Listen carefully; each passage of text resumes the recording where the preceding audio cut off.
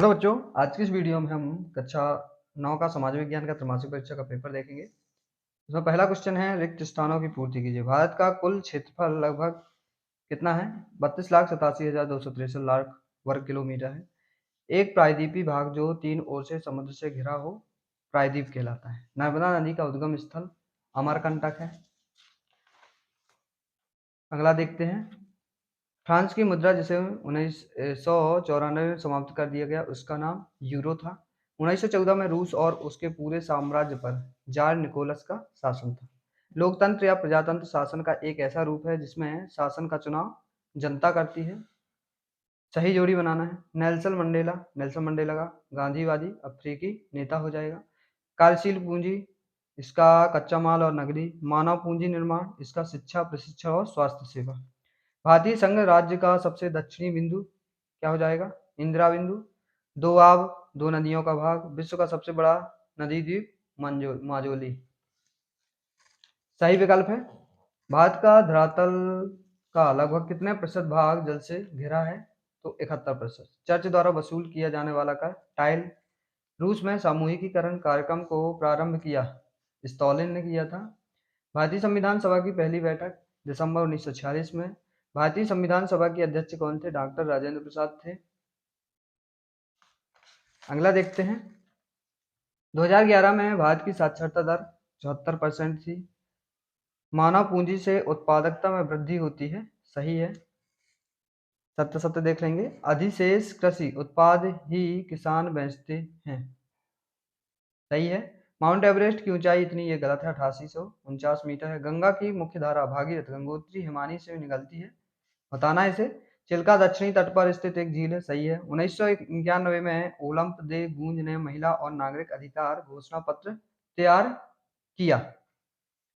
सही है, गलत है, ये बताना है। एक वाक्य में उत्तर देख लेंगे।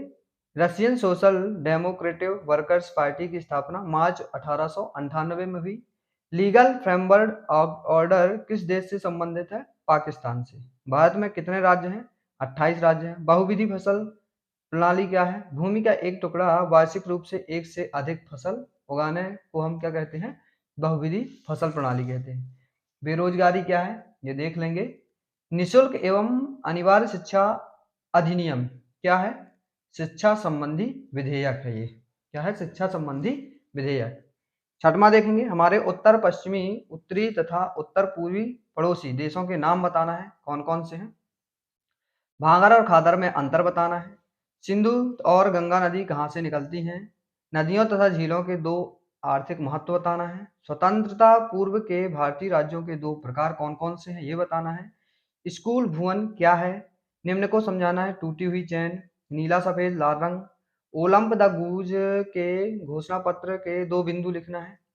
उन जनवादी अधिकारों के दो बिंदु लिखिए जिनका उद्गम फ्रांसीसी क्रांति से है। अथवा का इसका क्वेश्चन देखेंगे हम। क्या है? 1917 में जार का शासन क्यों खत्म हो गया? कोलम और डूमा के बारे में संक्षेप में समझाना है। नेपोलियन के उदय को कैसे समझा जा सकता है? लोकतंत्र क्या है? लोकतंत्र क्यों आवश्यक है? रंगभेद क्या है? संविधान संशोधन क्या है? संविधान में समता से क्या आशय है? संविधान में प्रभुत्व संपन्न का क्या अर्थ है? मानव पूंजी से क्या आशय है? उत्पादन के कारक किसे कहा जाता है? सिंचाई के स्रोत क्या है? बाजार क्रियाओं से क्या अभिप्राय है? मृत्यु दर से क्या आशय है? जन्म दर से क्या अभिप्राय है? पालमपुर के 3 और क्रियाएं समझाना है। मानव पूंजी निर्माण में स्वास्थ्य की क्या भूमिका है? लोकतंत्र की 3 विशेषताएं। भारतीय संविधान के प्रस्तावना के 3 बिंदु। बोल्शेविकों ने अक्टूबर क्रांति के फौरन बाद कौन कौन से परिवर्तन किए? किसी देश की अर्थव्यवस्था के लिए नदियां महत्वपूर्ण क्यों हैं?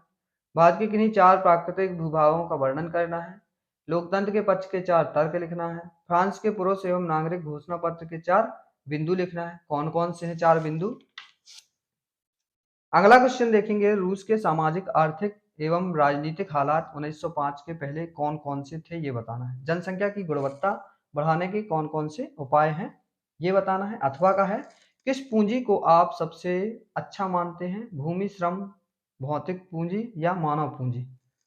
और बताना है क्यों, रीजन भी बताना है।